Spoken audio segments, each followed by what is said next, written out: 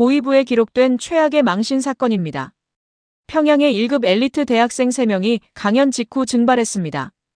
김정은이 직접 사살 명령을 내릴 만큼 체제를 기만하며 완벽한 연기를 펼친 결과입니다.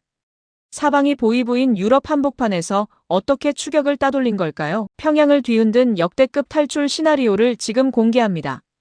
여러분의 좋아요와 구독은 북한의 진실을 알리는 큰 힘이 됩니다. 독일 베를린에서 수백 명 앞에 서서 저는 오늘도 남한을 욕하는 발표를 막 마치고 내려왔습니다. 저는 북한에서 선발된 엘리트 유학생이었어요. 김일성 종합대학을 졸업하고 독일로 파견된 박사 과정 학생이었습니다. 쉽게 말하면 북한 당에서 직접 뽑아서 해외로 보낸 사람이에요. 북한이 저를 독일까지 보내준 이유가 딱 하나였어요. 세계 무대에서 북한이 얼마나 위대한지 발표하라는 거였습니다. 저는 그 일을 아주 잘했어요. 오늘도요. 그날도 학술 발표가 있었습니다. 제가 단상에 올라가서 한 말이 뭔지 아세요? 남조선은 미제의 식민지입니다. 그들의 학문은 주체도 자주도 없는 껍데기에 불과합니다. 우리 공화국의 인재들이야말로 진정한 경쟁력을 갖추고 있으며 박수가 꽤 컸어요. 지도원 박동무. 그러니까 저희를 감시하러 따라온 간부가 제일 먼저 제일 크게 박수를 쳤습니다. 발표 끝나고 단상에서 내려오자마자 저는 강의실 옆 청소 창고로 들어갔어요. 문을 열었더니 민지랑 혜주가 이미 들어와 있었습니다. 셋 다 제복 입은 채로 아무 말 없이 라면 뚜껑을 눌렀어요. 한국 컵라면이었습니다. 남한이 어떤 곳인지는 몰랐어요. 근데 그 라면은 방금 제가 수백 명 앞에서 무시한 나라에서 만든 거였습니다. 이게 제 베를린 생활이었습니다. 저희 셋한테는 지도원이 한 명 붙어 있었어요. 박동무라고 불렀는데 저희가 어디를 가든 누굴 만나든 다 보고서로 제출해야 했습니다. 외국 학생하고 얘기한 시간, 도서관에서 뭘 봤는지, 주말에 어디 갔는지 매주 서면으로 냈어요. 당 배지 있잖아요. 북한 사람들 가슴에 다는 그거요. 저는 박동무 눈에 띄기 직전에만 달았습니다. 창고 들어갈 때는 빼고 나올 때 달고 5달 동안 그렇게 했어요. 그런데 웃긴 게 뭔지 아세요? 어느 날 제가 복도를 지나가다가 박동무랑 딱 마주쳤어요. 그런데 그가 이어폰을 끼고 있는 거예요. 제가 지나치려는 순간 이어폰에서 소리가 새어나왔는데 경쾌한 비트의 한국어 가사였습니다. 박동무가 한국 노래를 듣고 있었던 거예요. 저랑 눈이 딱 마주쳤어요. 박동무가 화들짝 이어폰을 뽑으면서 헛기침을 했습니다. 저희 둘 다 아무 말도 안 했어요. 그냥 지나쳤어요. 감시하는 사람도 감시받는 사람도 결국 하는 짓은 똑같았습니다. 평양에서는 매달 어머니한테 연락이 왔어요. 당에 내는 헌납금이 조금씩 늘고 있다고 했습니다. 베를린 유학생 딸 둔 집안이 그 정도 성의는 보여야 한다는 거였어요. 저희 아버지가 무역 관련 직책을 맡고 있어서 형편은 넉넉한 편이었습니다. 저는 베를린에서 돈 걱정 없이 살았어요. 근데 공부를 하면 할수록 이런 생각이 드는 거예요. 이걸 다 배워서 평양 가면 뭘 하는 건가? 더 충성스럽게 당을 섬기는 건가? 이 넓은 세계를 다 보고 나서 다시 그 안으로 들어가는 건가? 어머니가 유학 오기 전에 이런 말씀을 하셨어요. 절대 티 내지 마라. 내 생각은 내 안에 가두어놔야 산다. 저는 그 말을 지켰습니다. 단상에서는 충성을 외치고 창고에서는 라면을 먹고 밖에서는 웃었어요. 그렇게 5달이 지났습니다. 민지도 혜주도 저도 셋 다 똑같이 버티고 있었어요. 왜 버티는지 서로 입 밖에 낸 적 없었지만 창고에서 셋이 라면 먹으면서 눈이 마주칠 때마다 알 수 있었습니다. 우리 모두 뭔가를 기다리고 있다는 거요. 저한테 자주 묻는 질문이 있어요. 그때 무섭지 않았냐고요. 무서웠죠? 그런데 이상한 게 박동무가 한국 노래 듣는 걸 본 날부터 그 무서움이 조금 달라졌어요.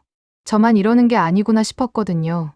감시하는 사람도 이러는데 감시받는 저는 어떻게 해야 하는 건지 무서웠죠? 근데 그 무서움이 어느 순간부터 방향이 바뀌었어요. 북한으로 돌아가는 게 더 무서워지기 시작한 겁니다. 베를린에 온 지 12달이 됐을 때였어요. 저는 창고에서 라면을 먹고 단상에서 연기를 하고 박동무 앞에서 웃었어요. 그런데 그 사이 제 안에서는 조금씩, 아주 조금씩 뭔가가 달라지고 있었습니다. 그걸 그때는 몰랐어요. 나중에야 알았죠. 그게 시작이었다는 거요. 저희한테는 규칙이 하나 있었어요. 외국 학생하고는 학술적인 대화만 하고 개인적으로 친해지면 안 된다는 거였습니다. 박 동무가 입이 닳도록 말했어요. 저도 처음엔 그 규칙을 잘 지켰습니다. 그런데 안나를 만나면서 조금씩 달라졌어요. 안나 슈미트? 독일 학생이었는데 같은 학과 세미나에서 자꾸 마주쳤어요. 처음엔 수업 얘기만 했습니다. 논문 주제, 교수 얘기, 그런 것들이요. 근데 어느 날 안나가 제가 어디서 왔냐고 물었어요. 북한이라고 했더니 눈이 커지더니 이것저것 궁금한 게 많다고 했습니다. 저는 그게 기회라고 생각했어요. 북한이 얼마나 위대한지 설명할 수 있는 자리라고요. 그래서 저는 배운 대로 말했습니다. 북한은 주체 사상을 바탕으로 자립경제를 이룬 나라예요. 외세의 간섭 없이 우리 민족 스스로 세운 체제입니다. 안나가 고개를 끄덕이면서 물었어요. 그럼 한국전쟁은 누가 먼저 시작한 거야? 저는 당연하다는 듯이 답했어요. 남조선이 미국을 등에 업고 북침한 겁니다. 안나가 잠깐 조용히 있더니 자기 노트북을 꺼냈어요. 그리고 뭔가를 찾아서 저한테 화면을 보여줬습니다. 영어로 된 문서였는데 유엔 기록이었어요. 저는 그게 미국 측 자료라서 왜곡된 거라고 했습니다. 안나는 반박하지 않았어요. 그냥 그럴 수도 있지라고 하면서 다른 자료를 또 찾아줬습니다. 소련 문서였어요. 소련 자료에도 같은 내용이 있었어요. 저는 그날 집에 와서 그 문서를 혼자 다시 찾아봤습니다. 도서관에서 밤새 뒤졌어요. 검열이 없는 곳이었으니까요. 평양에서는 절대 볼 수 없는 자료들이 거기 다 있었습니다. 전쟁 기록, 탈북민 증언, 위성사진. 제가 평생 배운 것들과 하나하나 비교해봤어요. 다 달랐습니다. 전쟁이 어떻게 시작됐는지도, 지금 북한 주민들이 어떻게 사는지도, 수용소가 존재하는지도. 저는 그때까지 수용소가 미국이 꾸며낸 거짓말이라고 배웠거든요. 그런데 위성사진에 찍혀 있었어요. 손이 떨렸습니다. 화면을 닫고 싶었는데 닫을 수가 없었어요. 제가 27살이 될 때까지 배운 게 전부 거짓이었다는 걸 그날 밤 처음으로 의심하기 시작했습니다. 아직 확신은 못했어요. 그냥 혹시 라는 생각이었어요. 그 혹시가 너무 무거웠습니다. 그 무렵 민지가 저한테 고백을 했어요. 방에서 둘이 있을 때였는데 민지가 갑자기 목소리를 낮추면서 이랬어요. 나 한국 드라마 봤어. 저는 말이 안 나왔어요. 그게 얼마나 위험한 건지 저도 알고 민지도 아는데 민지가 계속 말했어요. 드라마 속 한국이 우리가 배운 거랑 너무 달라. 사람들이 길에서 웃으면서 다니고 가게에 물건이 넘쳐나고. 서윤아, 그게 다 연출인지 진짜인지 모르겠는데 너무 많이 달라. 저는 안나한테서 들은 얘기랑 도서관에서 본 문서들이 머릿속에 겹쳤어요. 민지가 드라마에서 본 것도, 안나가 보여준 자료도, 제가 밤새 찾아본 기록들도 전부 같은 방향을 가리키고 있었습니다. 우리만 몰랐던 거였어요. 그 사실이 처음엔 그냥 충격이었어요. 근데 충격 다음에 온 감정이 더 컸어요. 배신감이었습니다. 저는 북한을 위해서 공부했어요. 당이 시키는 발표를 했고, 부모님은 매달 헌납금을 냈고, 저는 그게 다 의미 있는 일이라고 믿었어요. 근데 그게 다 거짓 위에 세워진 거였다면, 저는 지금까지 뭘 한 건가요? 화가 났습니다. 북한이요. 아니요. 저 자신한테요. 왜 한 번도 의심하지 않았냐고. 왜 배운 것만 믿었냐고. 그리고 또 무서웠어요. 이 생각을 하면 안 된다는 걸 아니까요. 이런 생각을 하다가 잡히면 어떻게 되는지 저는 너무 잘 알았습니다. 탈북하다 잡히면 총살이에요. 중국에서 잡혀 북송돼도 끝입니다. 죽음이에요. 셋이 방에 모여서 이 얘기를 처음으로 꺼냈을 때 혜주가 딱 한마디 했어요. 우린 이제 어떡하지? 아무도 대답을 못했어요. 저는 그날 밤 혼자 어머니 사진을 꺼내봤습니다. 아무 말도 못하고 그냥 한참 들여다봤어요. 눈물이 났는데 왜 나는지도 몰랐어요. 무서운 건지 억울한 건지 보고 싶은 건지 다였습니다. 지금도 그날 도서관이 기억나요.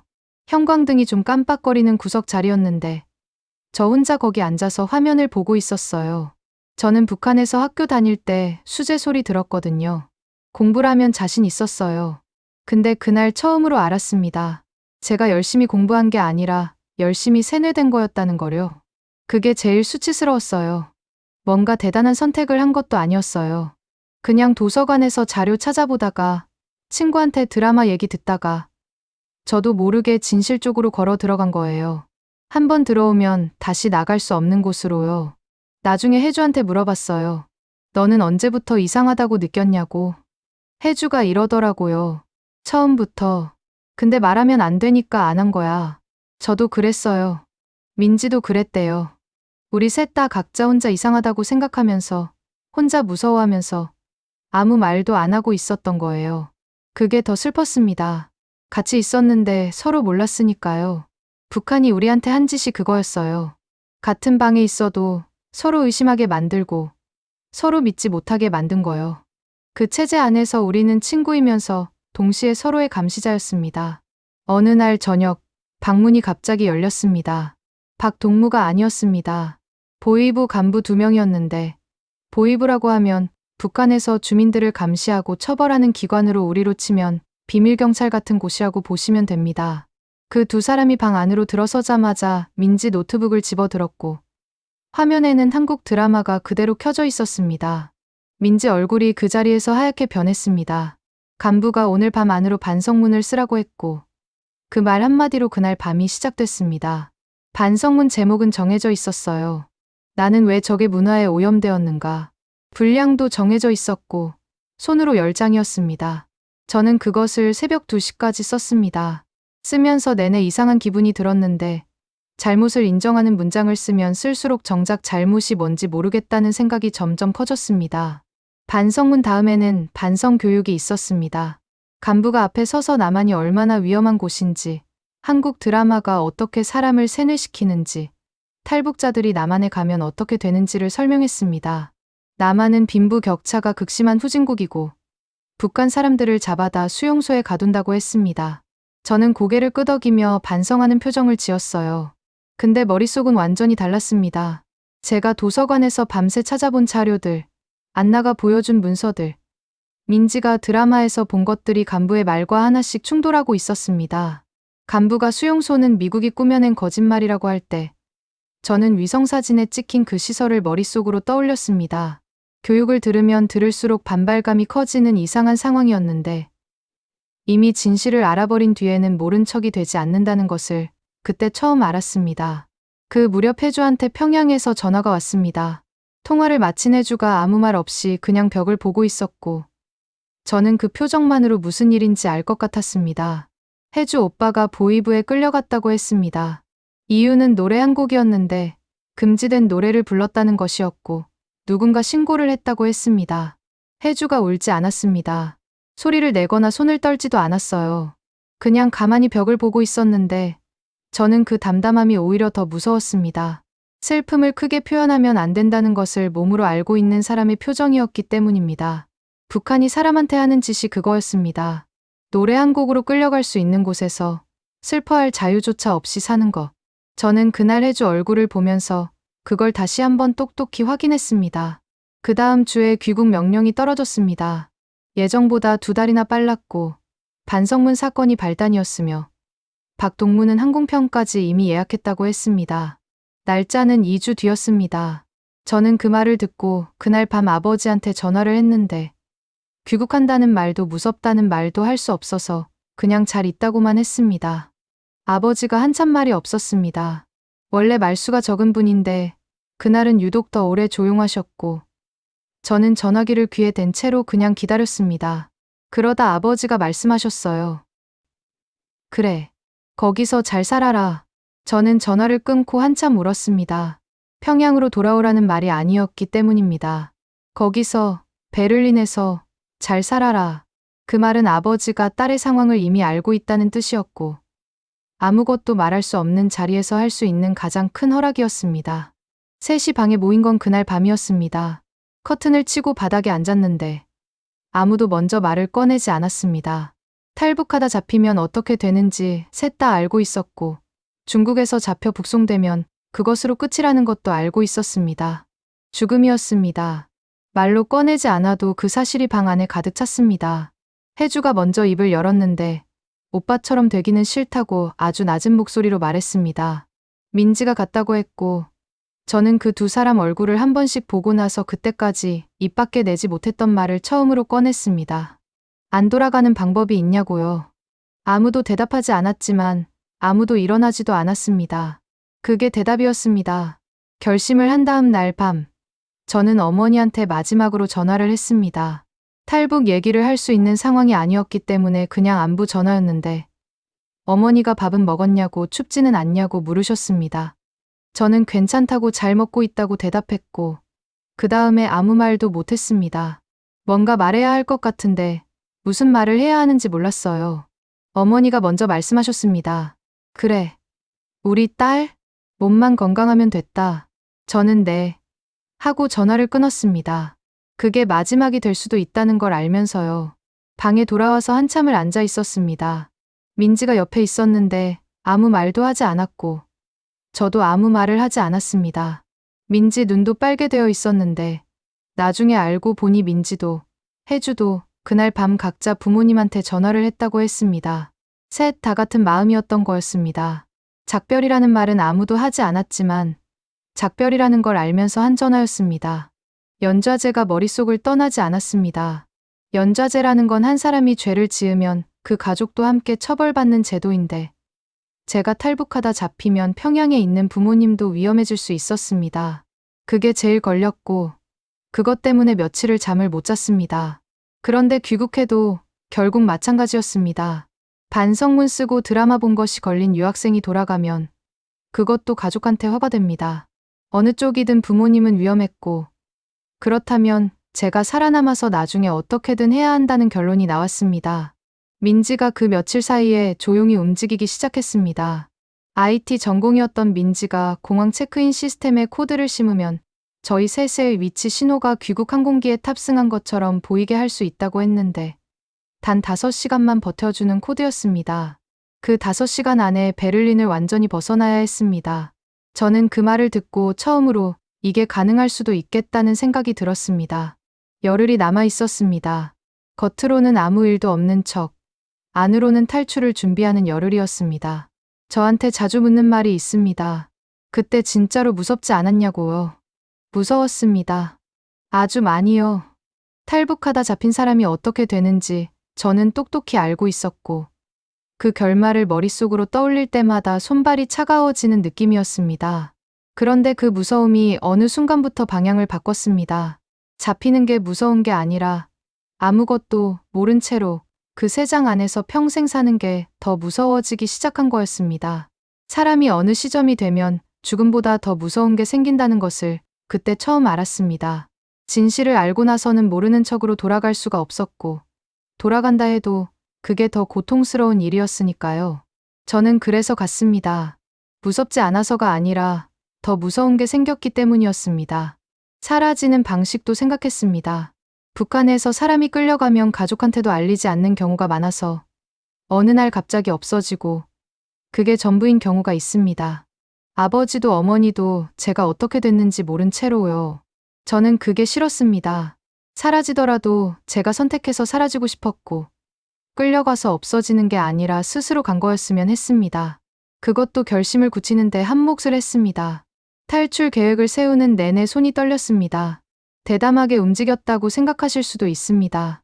그런데 저는 그 열흘 동안 매일 밤잠을 제대로 못 잤습니다. 눈을 감으면 잡혔을 때의 장면이 떠올랐고 그 장면이 너무 선명해서 뜬 눈으로 천장만 보다가 날이 밝은 날이 여러 번이었습니다. 낮에는 아무 일도 없는 표정을 유지해야 했기 때문에 그 공포를 쓸 수 있는 시간이 반밖에 없었습니다. 우리가 대담했던 게 아니라 돌아가는 것이 더 무서웠기 때문에 겨우 움직인 거였습니다. 계획의 핵심은 3가지였습니다. 박동무를 무력화하는 것, 위치 신호를 조작하는 것, 그리고 귀국 항공편이 출발하기 전에 베를린을 완전히 벗어나는 것이었습니다. 박동무 문제는 제가 맡았습니다. 박동무가 베를린에 온 뒤로 전자제품 상가 앞을 지날 때마다 유리창 안을 들여다보는 걸 저는 여러 번 목격했습니다.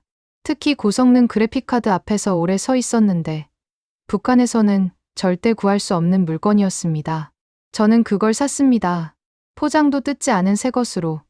귀국 사흘 전에 박동무를 찾아가서 그동안 신경 써주셔서 감사하다며 봉투를 건넸습니다. 박동무가 봉투를 열고 잠깐 뭔가를 생각하는 것 같았는데 이내 고개를 끄덕였습니다. 그 순간이 제 인생에서 가장 긴 2, 3초였습니다.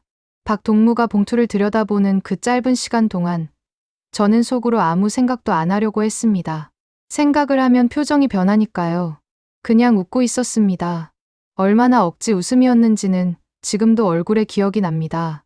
민지는 그 열흘 동안 거의 잠을 안 잤습니다.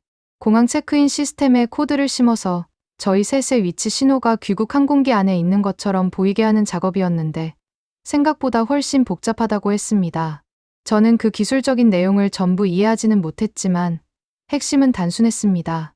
딱 5시간만 작동하는 코드였고 그 5시간 안에 베를린을 완전히 벗어나야 했습니다. 민지가 코드를 완성한 날 밤에 저한테 한마디 했습니다. 5시간 안에 못 나가면 위치가 노출된다고요. 저는 알겠다고 했습니다. 그 말을 듣는 순간 위장이 뒤집히는 것 같았는데 표정은 그냥 고개를 끄덕이는 것으로 유지했습니다. 민지도 저도 그 말이 얼마나 무거운지 알고 있었고 그래서 더 이상 말을 잇지 않았습니다. 안나한테 연락을 한 건 출발 사흘 전이었습니다. 전부 말하지는 않았습니다. 도움이 필요하다고, 하룻밤 머물 곳이 필요하다고만 했습니다. 안나가 잠깐 조용히 있다가 그냥 오라고 했습니다. 이유도 안 물었어요. 저는 그 짧은 대답이 얼마나 큰 건지 전화를 끊고 나서야 실감했습니다. 북한에서는 절대 있을 수 없는 일이었으니까요. 아무 조건 없이 그냥 오라고 하는 사람이요. 귀국 전날 밤, 저희 셋은 안나 아파트에 모였습니다. 거기서 짐을 완전히 바꿨습니다. 북한 유학생 제복을 벗고 청바지와 후드티로 갈아입었고 가방도 작은 것 하나로 줄였습니다. 안나가 인권단체 연락처를 적어준 쪽지도 챙겼는데 베를린에서 이런 상황의 사람들을 돕는 곳이라고 했습니다. 안나가 출발 직전에 저를 보면서 괜찮을 거라고 했습니다. 독일어로 한 말이었는데 그 말이 그날 밤 제가 들은 것 중에 제일 컸습니다. 귀국 당일 아침 혜주가 박동무한테 전화를 했습니다. 저희 먼저 공항 가서 기다리겠다고 완전히 평온한 목소리로 말했습니다. 전화를 끊고 혜주가 저를 봤는데 아무 말도 안 했고 저도 아무 말을 안 했습니다. 혜주가 그 전화를 하는 동안 저는 옆에서 듣고 있었는데 목소리가 어떻게 저렇게 흔들리지 않을 수 있나 싶었습니다. 나중에 혜주한테 물어봤더니 사실 전화기를 드는 손이 떨려서 다른 손으로 잡아줘야 했다고 했습니다. 겉으로는 아무것도 보이지 않았지만 안에서는 그러고 있었던 거였습니다. 저희가 내내 그랬습니다. 저희는 각자 다른 택시를 탔습니다. 셋이 함께 움직이면 눈에 띄기 때문이었습니다. 출발 시간을 15분씩 차이를 뒀고 목적지는 공항이 아니라 베를린 중앙역이었습니다. 택시에 타기 전에 저는 가방을 한 번 더 확인했습니다. 그때 손이 당 배지에 닿았습니다. 주머니에 넣어뒀던 거였는데 어머니가 베를린 오기 전날 직접 달아주시면서 이게 너를 지켜줄 거라고 하셨던 배지였습니다. 버려야 한다고 생각했습니다. 이걸 갖고 있으면 나중에 문제가 될 수도 있었으니까요. 그런데 손에 쥐고 있다가 결국 다시 주머니에 넣었습니다. 그냥 그랬습니다. 이유를 설명하기가 어렵습니다. 택시가 출발했습니다. 창밖으로 베를린 거리가 지나갔습니다. 카페에 앉아있는 사람들, 자전거를 타는 사람들, 아무도 감시하지 않는 사람들이었습니다. 저는 그 풍경을 보면서 이제 곧 저도 저렇게 될 수 있을지도 모른다고 생각했습니다. 될 수도 있고 아닐 수도 있었습니다. 그날은 그냥 그렇게 믿기로 했습니다. 그렇게 믿지 않으면 택시에서 내릴 수가 없었으니까요. 베를린 중앙역 앞에 섰습니다. 저는 내렸습니다. 가방 하나, 주머니 안에 당 배지 하나, 그게 전부였습니다. 출발 전날 밤에 저는 어머니한테 마지막으로 전화를 했습니다. 탈북 이야기를 할 수 없었기 때문에 그냥 안부 전화였는데 어머니가 밥은 먹었냐고 춥지는 않냐고 물으셨습니다. 저는 괜찮다고 잘 먹고 있다고 했습니다. 그 다음에 아무 말도 나오지 않았습니다. 뭔가 말해야 할 것 같은데 무슨 말을 해야 하는지 몰라서 그냥 어머니 목소리를 듣고 있었습니다.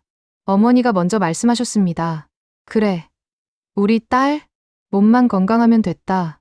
저는 네. 하고 전화를 끊었습니다.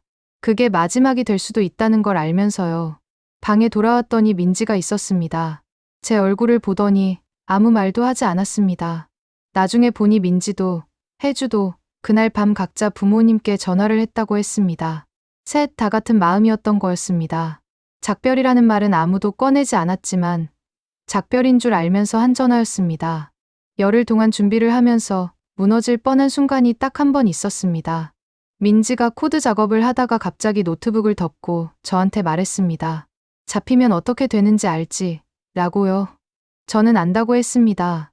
죽는다는 걸 알고, 부모님도 위험해진다는 걸 알고, 북송되면 그게 끝이라는 것도 알았습니다. 민지가 잠깐 있다가 다시 말했습니다. 근데 나는 돌아가는 게 더 무서워. 라고요. 저도 같았습니다. 사람이 어느 지점을 넘으면 죽음보다 더 무서운 게 생깁니다. 저한테는 그게 진실을 알면서 모르는 척으로 평생 사는 거였습니다. 그게 싫었고, 그 싫음이 공포보다 조금 더 컸습니다. 조금이었습니다. 아주 조금요? 그 조금의 차이가 저를 택시에 태웠고, 중앙역으로 데려갔습니다. 저한테는 하나 더 있었습니다. 아버지가 한 말이었습니다. 거기서 잘 살아라. 는 그 한마디요. 아버지가 그 말을 할 때 어떤 마음이었는지는 모릅니다. 딸이 탈북할 거라는 걸 알고 있었던 건지, 그냥 잘 지내라는 뜻이었던 건지, 평생 직접 물어볼 수 없을 수도 있습니다. 그런데 저는 그 말을 허락으로 들었고, 그 허락이 열흘 내내 저를 버티게 해줬습니다. 무서운데 가는 겁니다. 두려운데 움직이는 겁니다. 대담한 게 아니라 그게 더 나은 선택이었기 때문에 하는 겁니다. 저희 셋이 그 열흘 동안 한 일이 그거였습니다. 베를린 중앙역은 천장이 유리로 된 거대한 역이었습니다. 플랫폼이 여러 층으로 나뉘어 있고 사람이 엄청나게 많은 곳인데 저는 안으로 들어가면서 오히려 숨이 조금 내려가는 느낌이었습니다. 사람이 많으면 묻힐 수 있으니까요. 민지는 저보다 15분 먼저 들어가 있었고 혜주는 제 뒤로 20분 후에 오기로 했습니다. 셋이 같은 기차를 타되 각자 다른 칸에 타야 했고 표는 전날 밤 안 나가 현금으로 끊어준 것이었습니다. 베를린에서 프라이부르크까지 가는 직행이었는데 프라이부르크는 스위스 국경 근처에 있는 도시였습니다. 플랫폼으로 내려가는 에스컬레이터에 올라섰을 때 저는 그때까지 일부러 안 하던 생각을 처음으로 했습니다. 이게 마지막 베를린일 수도 있다는 것이었습니다. 에스컬레이터가 내려가는 내내 그 생각을 붙잡고 있었는데 플랫폼에 발을 딛는 순간 그냥 놔버렸습니다. 지금은 그 생각을 할 때가 아니었습니다. 기차에 탔습니다. 창가 자리에 앉았고 옆에는 독일인 할아버지 한 분이 신문을 읽고 계셨습니다. 저는 가방을 무릎 위에 올려두고 핸드폰 화면을 봤습니다. 민지한테 숫자 하나를 보냈습니다. 탔다는 약속이었습니다. 조금 있다가 민지한테서 같은 숫자가 왔고 다시 혜주한테서도 왔습니다. 셋 다 탄 것을 확인했습니다. 저는 핸드폰을 가방에 넣고 창밖을 봤습니다. 기차가 천천히 움직이기 시작했습니다. 베를린 역 건물이 창밖으로 멀어지는 걸 보면서 저는 그게 이상하게 길게 느껴졌습니다. 실제로는 몇 초 안 되는 시간이었는데 속도가 붙으면서 건물이 작아지는 그 순간이 굉장히 천천히 지나갔습니다. 떠나는 게 이런 느낌이구나 싶었습니다. 소리도 없고 통보도 없이 그냥 창밖 풍경이 바뀌는 것으로 끝나는 거였습니다.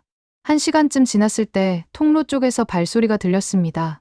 고개를 드니 연방경찰 2명이 통로를 걸어오고 있었습니다. 신분증 검사였습니다. 저는 가방에서 신분증을 꺼냈습니다. 안나가 구해준 거였는데 얼마나 정교한지 저는 알 수 없었고 그냥 믿는 수밖에 없었습니다. 경찰이 제 앞에 서서 손을 내밀었고 저는 신분증을 건넸습니다. 경찰이 신분증을 들여다보다가 저를 한 번 봤고 신분증을 한 번 더 봤습니다. 그 2, 3초 동안 저는 숨을 참지 않으려고 의식적으로 노력했습니다. 숨을 참으면 어깨가 올라가는 게 보이니까요. 그냥 앉아서 경찰을 보고 있었습니다. 속으로는 심장이 귀까지 들릴 정도였지만 겉으로는 아무것도 아닌 척이었습니다. 경찰이 신분증을 돌려줬습니다. 그리고 지나갔습니다. 저는 그제야 숨을 내쉬었습니다. 나중에 민지한테 물어봤더니 민지도 통과했다고 했고 혜주도 마찬가지였습니다. 세 칸에서 같은 일이 있었고 셋 다 통과한 거였습니다. 두 번째 위기는 혜주한테서 왔습니다. 혜주 자리 옆에 앉은 독일 남자가 말을 걸었는데 혜주가 대답하다가 북한 억양이 나왔다고 했습니다. 평양 말투가 조금 섞인 거였습니다. 그 남자가 이상하게 쳐다봤고 혜주가 재빨리 중국에서 왔다고 독일 공부하러 온 교환학생이라고 했다고 했습니다. 그 남자가 잠깐 있다가 고개를 끄덕이고 다시 책을 봤다고 했습니다. 혜주가 그 얘기를 전할 때 손이 아직도 떨렸습니다. 저는 그 손을 보면서 아무 말을 못했습니다. 잘했다고 하기엔 너무 아슬아슬한 순간이었고 괜찮다고 하기엔 실제로 전혀 괜찮지 않았으니까요. 그냥 같이 그 손을 보고 있었습니다. 그 순간 민지한테 메시지가 왔습니다. GPS 코드 만료까지 2시간 남았다는 내용이었습니다. 저는 시계를 봤습니다. 오전 9시에 코드가 활성화됐고 지금 기준으로 3시간이 지난 상황이었습니다.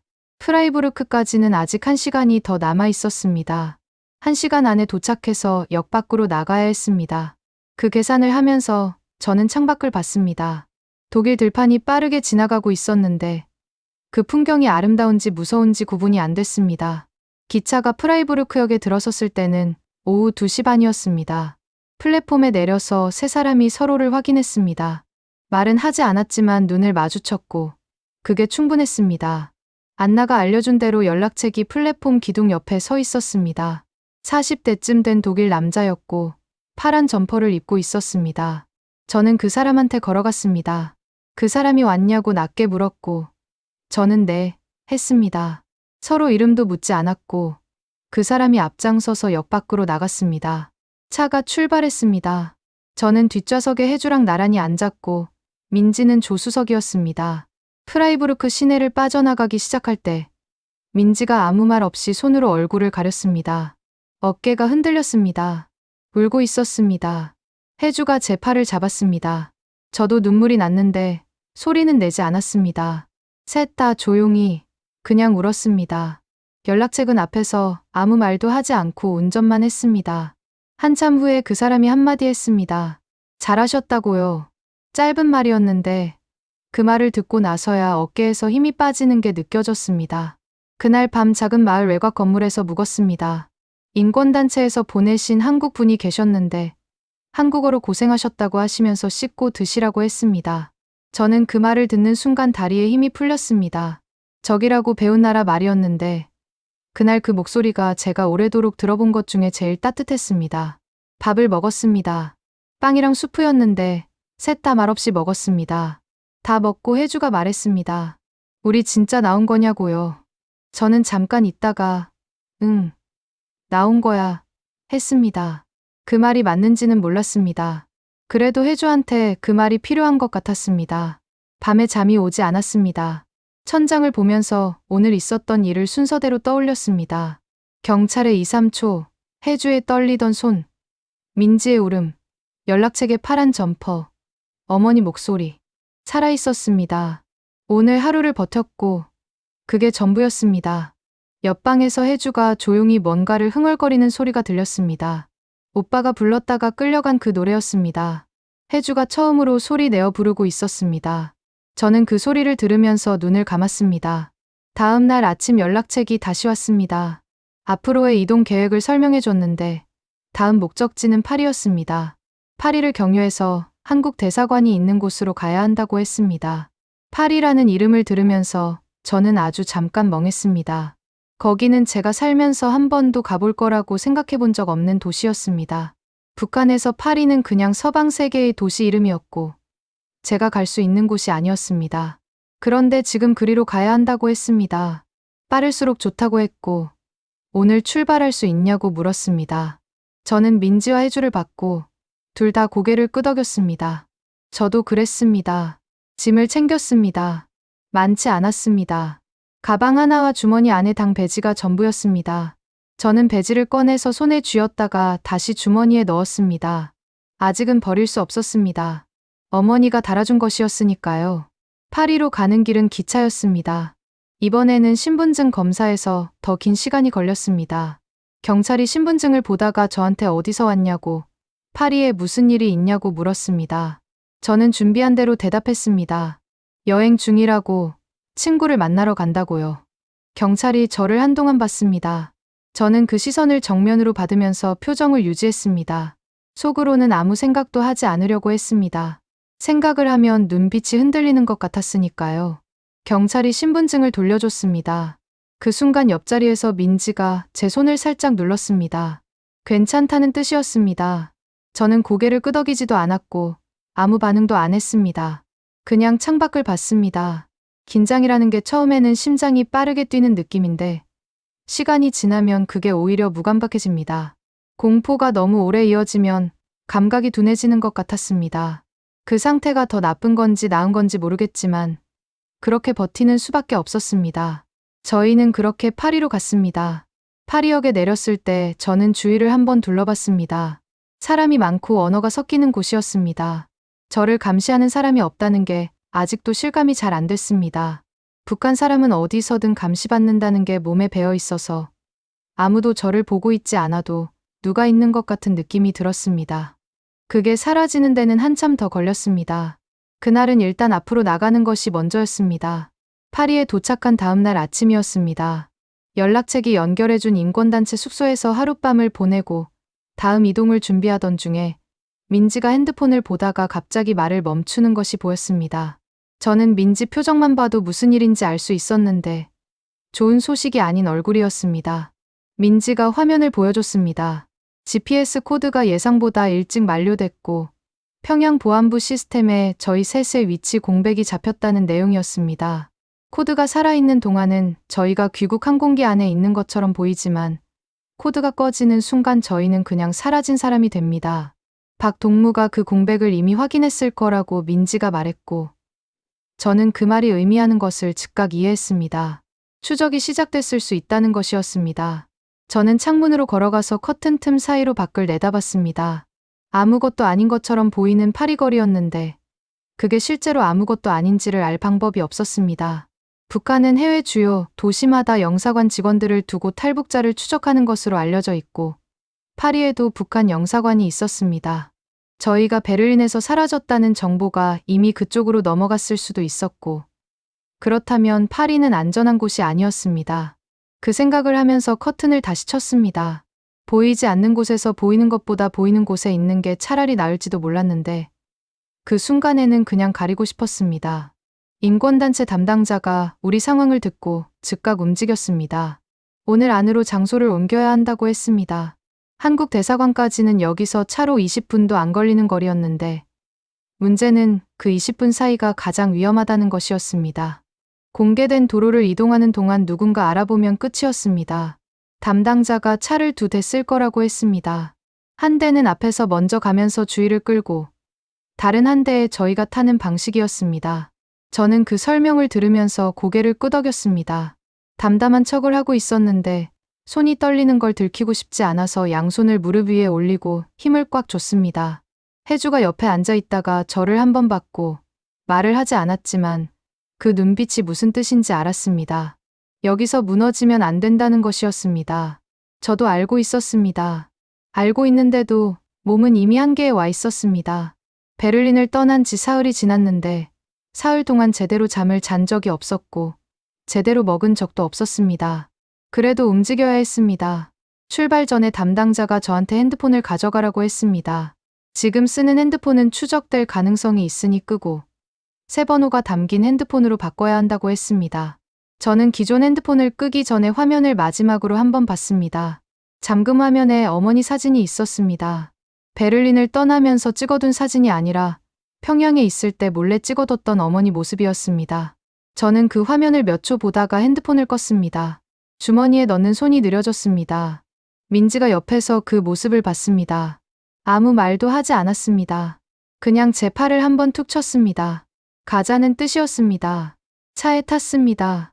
담당자 지인이 운전했고 저희 셋이 뒷좌석에 나눠 탔습니다. 차가 출발하고 얼마 안 됐을 때 담당자가 앞차와 무전으로 연락하면서 어딘가에서 수상한 차량이 뒤따르고 있다고 했습니다. 저는 뒤를 돌아보려다가 그러지 않았습니다. 뒤를 보면 티가 나니까요. 그냥 앞을 봤습니다. 차가 방향을 바꿨습니다. 원래 가려던 길이 아니었습니다. 골목을 몇 개 더 돌았고 속도가 빨라졌다가 다시 느려졌습니다. 저는 그 흔들림 속에서 무릎 위에 얹은 손에서 힘을 빼지 않았습니다. 민지가 눈을 감고 있었습니다. 혜주는 입술을 꽉 다물고 있었습니다. 시간이 얼마나 지났는지 몰랐습니다. 차가 멈췄습니다. 담당자가 괜찮다고 했습니다. 수상한 차량이 사라졌다고요. 그 말이 들린 순간 저는 숨을 아주 길게 내쉬었습니다. 폐 안에 남아있던 공기가 다 나가는 것 같았습니다. 그런데 거기서 끝이 아니었습니다. 한국 대사관 방향으로 다시 이동을 시작했을 때 민지가 낮은 목소리로 말했습니다. 저기 하고요.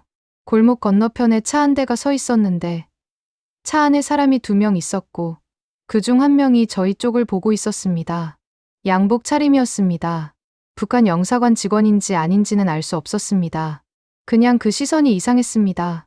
담당자가 상황을 확인하는 동안 저는 그 사람과 눈이 마주쳤습니다. 딱 1초였습니다. 저는 눈을 옮겼습니다. 심장이 귀까지 올라오는 것 같았는데 표정은 그냥 지나가는 사람처럼 유지했습니다. 그게 제가 할 수 있는 전부였습니다. 차가 천천히 출발했습니다. 백미러로 뒤를 보니 그 차가 움직이지 않았습니다. 저희는 그냥 지나쳤습니다. 그 사람이 누구였는지는 지금도 모릅니다.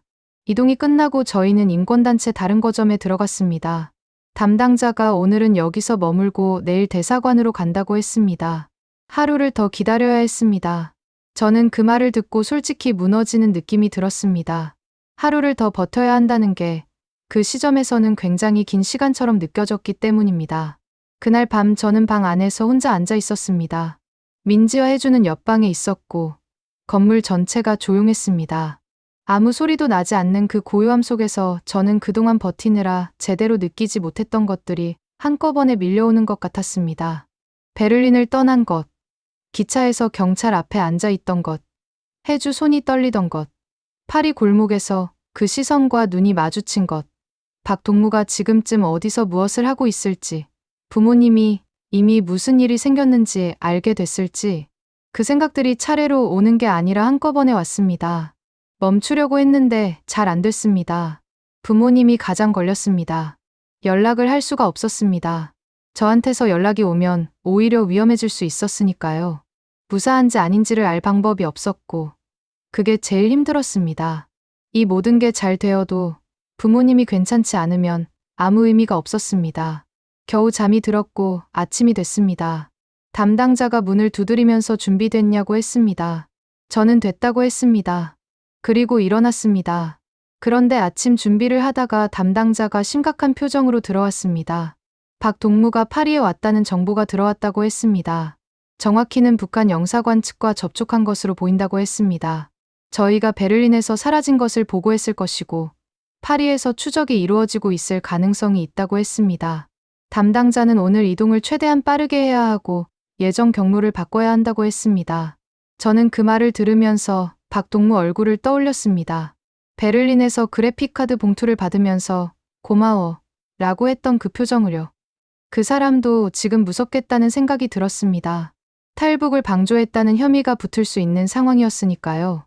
누가 더 위험한 처지인지는 모르겠지만 지금 서로가 서로를 쫓는 처지가 된 거였습니다. 민지가 말했습니다. 빨리 가자고요. 경로를 바꾼 이동은 더 조용하고 더 빠르게 진행됐습니다. 차 2대, 골목길, 신호가 많은 큰 길은 피했습니다. 담당자가 핸드폰으로 계속 연락을 주고받으면서 앞 상황을 확인했습니다. 저희 셋은 말을 하지 않았습니다. 혜주는 눈을 감고 있었고 민지는 무릎을 2 손으로 꽉 잡고 있었습니다. 저는 창밖을 봤습니다. 파리 골목길이 빠르게 지나갔습니다. 평생 한 번도 와볼 거라 생각 못했던 도시를 이런 식으로 지나가고 있었습니다. 차가 큰 도로를 벗어나서 조용한 구역으로 들어섰습니다. 담당자가 다 왔다고 했습니다. 차가 멈췄습니다.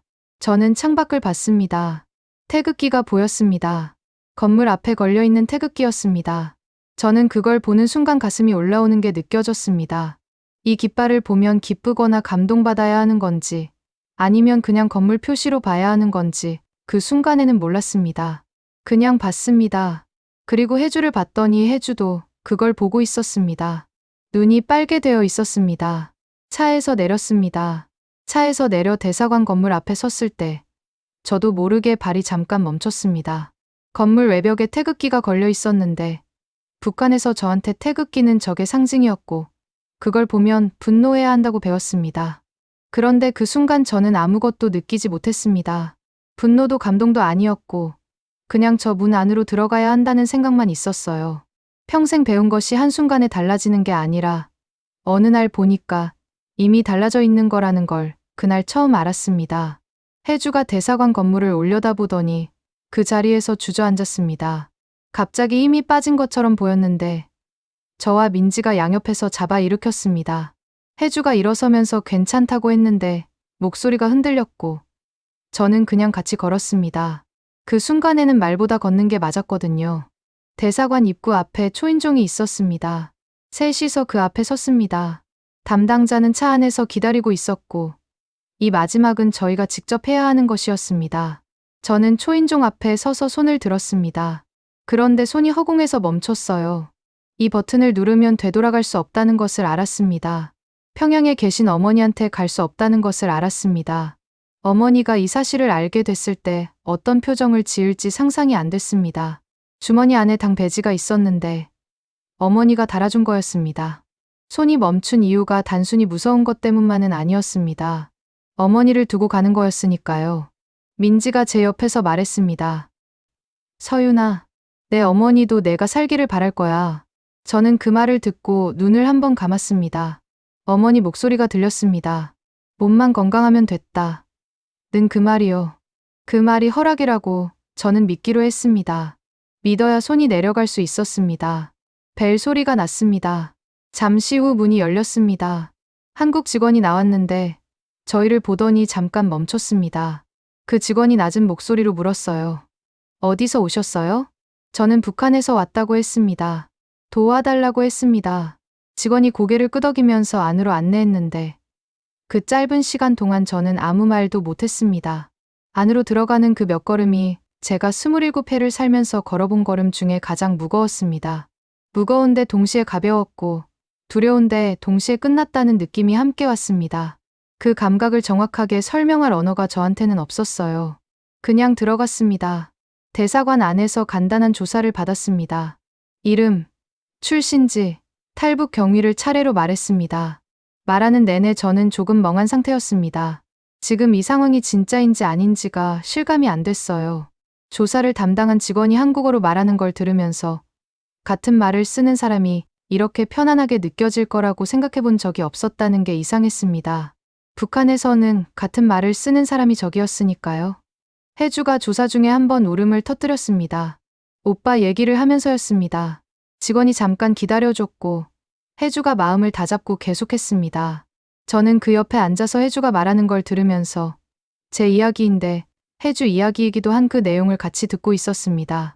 조사가 끝나고 화장실에 들어갔을 때 저는 주머니에서 당 배지를 꺼냈습니다. 손바닥 위에 올려놓고 한참 봤어요. 작은 것인데 굉장히 무거운 느낌이었습니다. 어머니가 달아줄 때 이게 너를 지켜줄 거라고 했는데 실제로는 제가 이걸 버리는 것으로 살아남은 거였습니다. 배지를 손에 쥔 채로 한참 서 있었습니다. 그리고 변기 안에 넣었어요. 물을 내렸고 배지가 소용돌이치며 내려갔습니다. 저는 거울을 봤습니다. 제복도 없고 배지도 없는 얼굴이었는데 처음 보는 얼굴 같았어요. 그게 낯선 건지 드디어 진짜 얼굴이 된 건지는 모르겠습니다. 그냥 그 얼굴로 화장실을 나왔습니다. 그날 밤 대사관 측에서 마련해준 숙소에서 처음으로 깊이 잠을 잤습니다. 꿈을 꿨는데 평양 집이었습니다. 어머니가 밥을 차리고 있었고 아버지가 소파에 앉아 있었습니다. 아무 일도 없는 평범한 저녁 풍경이었어요. 저는 꿈속에서도 그게 꿈인 줄 알고 있었는데 그래도 그냥 거기 앉아 있었습니다. 깨고 싶지 않았거든요. 눈을 뜨는 순간 그 풍경이 사라질 것을 알았으니까요. 눈을 떴을 때 낯선 천장이었고 한국 대사관이 마련해준 방이었습니다. 저는 한동안 그 천장을 바라봤는데 어머니 얼굴이 아직 눈앞에 있는 것 같았지만 실제로는 없었습니다. 그 없음이 꿈이 사라지는 것보다 천천히 왔어요. 며칠 뒤 한국행 절차가 시작됐습니다. 서류 작업, 신원 확인, 이동 일정 조율까지 며칠이 걸렸는데 저는 그 과정을 거치면서 이게 진짜로 되고 있구나 하는 실감이 조금씩 생겼습니다. 서류에 제 이름이 적힐 때, 직원이 한국 도착 후 일정을 설명할 때, 민지가 처음으로 웃을 때, 그런 순간들이 쌓이면서 이게 꿈이 아니라는 게 느껴졌습니다. 혜주는 그 며칠 동안 오빠 생각을 많이 했습니다. 직접 말하지는 않았는데 밥을 먹다가 멈추거나 혼자 조용히 앉아 있는 걸 보면 알 수 있었습니다. 저도 그랬어요. 자유가 생겼는데 같이 누릴 수 없는 사람들이 있다는 게 기쁨의 절반을 가져갔습니다. 어느 날 저녁, 혜주가 방 구석에 앉아서 아주 조용히 뭔가를 흥얼거렸습니다. 가만히 들었더니 오빠가 불렀다가 끌려간 그 노래였어요. 혜주가 처음으로 소리를 내어 부르고 있었습니다. 저는 그냥 들었습니다. 말을 걸지 않았습니다. 그 노래가 끝날 때까지 그냥 그렇게 있었습니다. 한국행 비행기에 탔습니다. 이륙하면서 파리 시내가 창밖으로 작아지는 걸 봤어요. 베를린을 떠날 때는 도망치는 눈으로 봤는데 이번에는 달랐어요. 그게 어떻게 다른지는 말로 설명이 잘 안 됩니다. 그냥 달랐습니다. 비행 중에 민지와 혜주가 잠들었습니다. 저는 잠이 오지 않아서 그 두 사람 얼굴을 한참 봤습니다. 베를린 창고에서 같이 앉아 라면 먹던 사람들이었습니다. 아무 말 없이 뚜껑을 누르던 그 모습에서 지금 이 자리까지가 같은 여정이었습니다.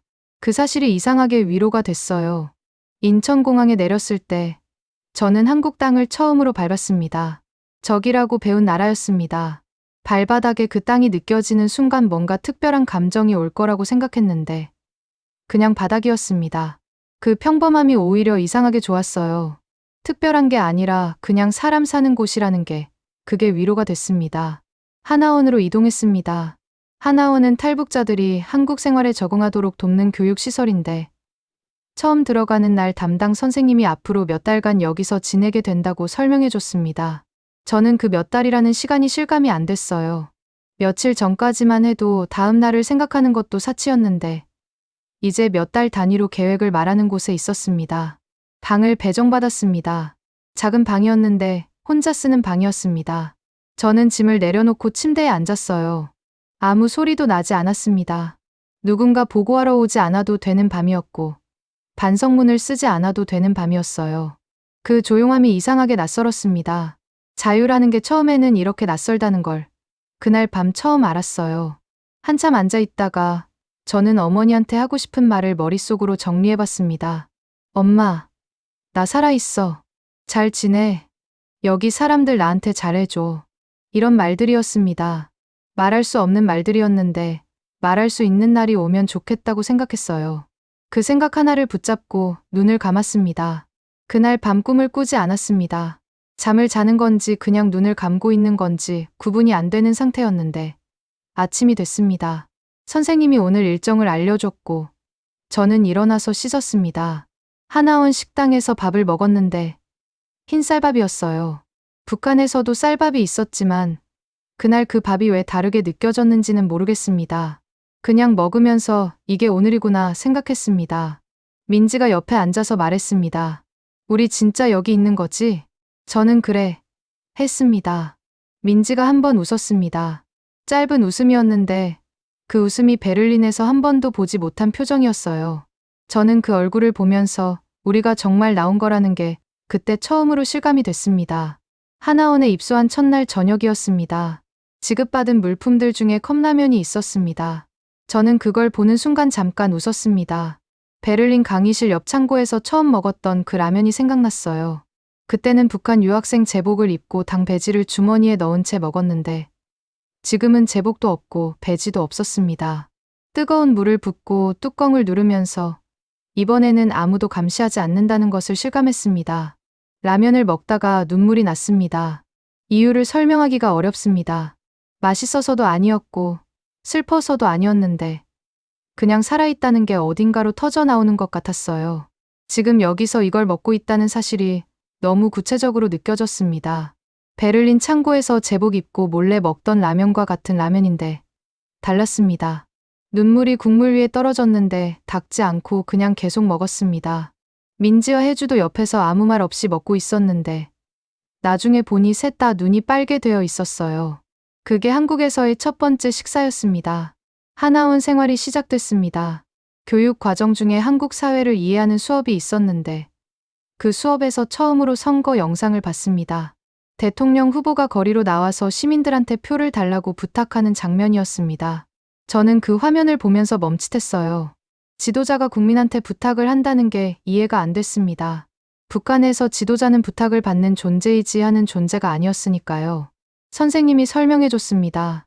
한국에서 대통령은 국민이 직접 투표로 뽑는다고, 국민이 지도자를 선택하는 것이라고요. 저는 그 문장이 머릿속에서 한동안 처리가 안 됐습니다. 뒤통수를 맞은 것 같다는 표현이 딱 그런 날이었어요. 상담 선생님과 면담하는 시간이 있었습니다.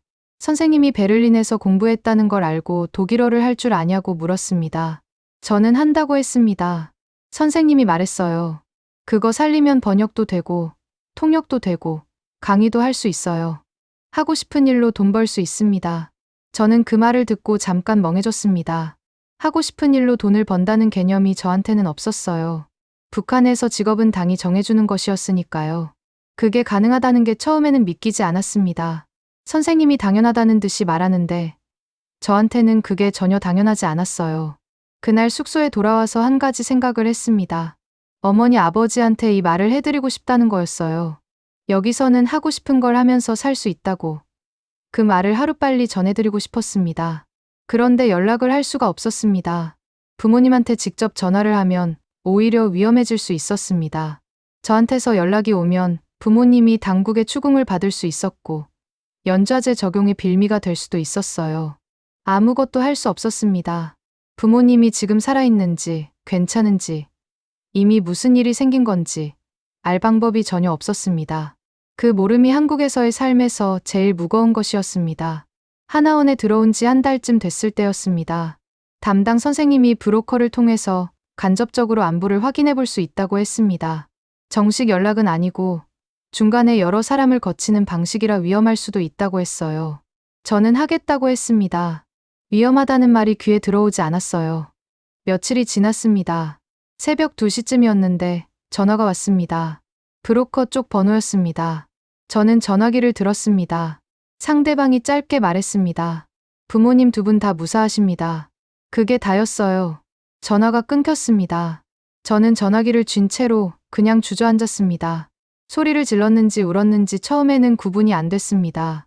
하나원에 온 뒤로 처음으로 소리를 내어 우는 것이었어요. 베를린에서도, 기차에서도, 파리에서도, 대사관에서도 저는 항상 조용히 참으면서 울었는데 그날 새벽에는 참지 않았습니다.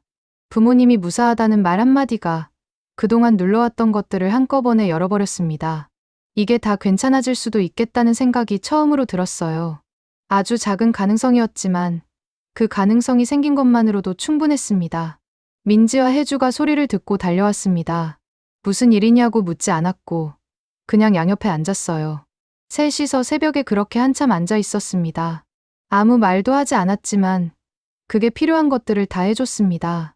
지금 저는 한국에 살고 있습니다. 독일어를 쓰는 일을 하고 있습니다. 상담 선생님이 말씀하신 그대로였어요. 민지는 IT 쪽 일을 찾았고 혜주는 음악을 공부하고 있습니다. 평양에서는 당이 정해준 길을 가야 했는데 지금은 셋 다 각자 고른 길 위에 있습니다. 그게 아직도 가끔 낯설고 그래서 더 소중해요. 한 가지 더 있습니다. 저는 요즘 가끔 길을 걷다가 멈출 때가 있습니다. 아무것도 아닌 순간인데 그냥 여기 서 있어도 된다는 게 실감이 나서요. 누가 보고 있지 않아도 되고 어디 간다고 보고하지 않아도 되고 그냥 서 있으면 된다는 거예요. 그게 자유라는 게 뭔지를 제일 잘 알려주는 순간입니다. 핸드폰 잠금화면에는 어머니 사진이 있습니다. 하나원을 나오면서 어렵게 구한 옛날 사진인데 매일 아침 핸드폰을 켤 때마다 그 얼굴이 보입니다. 사진 속 어머니가 웃고 있습니다. 저는 그 얼굴을 볼 때마다 브로커를 통해 들은 그 말을 떠올립니다. 무사하다는 그 말을요. 통일이 되어서 직접 볼 수 있다면 어머니한테 이 이야기를 전부 들려드리고 싶습니다. 베를린에서 창고에 숨어라면 먹은 것도, 기차에서 숨을 참은 것도, 새벽에 혼자 울었던 것도 전부 다 말씀드리고 싶어요. 그런 날이 오면 좋겠습니다. 자유가 뭔지 물어보시는 분들이 있습니다. 저는 이렇게 대답합니다. 매일 아침 오늘 무슨 말을 조심해야 하는지 생각하지 않아도 된다는 것. 핸드폰을 켜도 누군가 들여다보고 있지 않다는 것. 밥을 먹으면서 울어도 반성문을 쓰지 않아도 된다는 것. 그게 자유라고요. 저는 지금 그걸 매일 느낍니다. 그리고 그걸 느낄 때마다 어머니 생각을 합니다. 언젠가 어머니한테 직접 이 이야기를 들려드릴 수 있기를 바랍니다. 베를린에서 창고에 숨어라면 먹은 것도, 기차에서 경찰 앞에 앉아 숨을 참은 것도, 파리 골목길을 달렸던 것도, 새벽에 혼자 울었던 것도 다 말씀드리고 싶습니다. 그리고 마지막에 이 말을 하고 싶습니다. 엄마, 여기는 살만한 곳이에요. 하루빨리 그 말을 해드리고 싶습니다. 새벽 2시 브로커의 전화 한 통에 주저앉아 울던 그녀 옆에 말없이 양옆에 앉아준 두 친구가 있었습니다. 목숨을 걸고 함께 도망쳐온 세 사람이 그렇게 새벽을 버텼습니다. 이 이야기를 끝까지 들어주신 여러분이 계셨기에 이 목소리가 닿을 수 있었습니다. 탈북의 길 끝에 서 있는 당신을 진심을 담아 응원합니다. 함께 해주셔서 감사합니다.